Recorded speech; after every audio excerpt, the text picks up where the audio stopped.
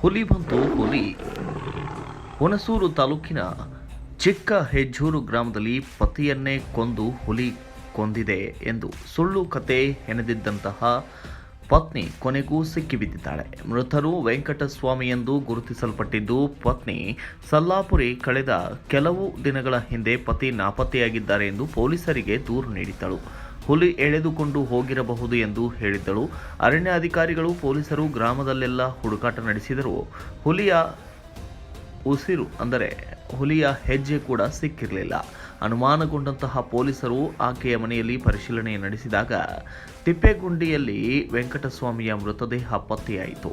ವಿಚಾರಣೆ ವೇಳೆ ಪತ್ನಿಯೇ ವಿಷ ಹಾಕಿ ಕೊಲೆ ಮಾಡಿ ತಿಪ್ಪೇಗುಂಡಿಗೆ ಎಸೆದಿರುವುದು ಬಹಿರಂಗವಾಯಿತು. ಕಾಡು ಪ್ರಾಣಿಗಳ ದಾಳಿಯಿಂದ ಸತ್ತರೆ ಪರಿಹಾರ ಹಣ ಸಿಗುತ್ತದೆ ಎಂಬ ದುರುದ್ದೇಶದಿಂದ ಕೊಲೆ ಮಾಡಿರುವುದಾಗಿ ಆಕೆ ಒಪ್ಪಿಕೊಂಡಿದ್ದಾಳೆ. ಪೊಲೀಸರು ಸಲ್ಲಾಪುರಿಯನ್ನ ವಶಕ್ಕೆ ಪಡೆದು ಪ್ರಕರಣ ದಾಖಲಿಸಿದ್ದಾರೆ. Bureau report, Kannada Janashree news, Mysuru.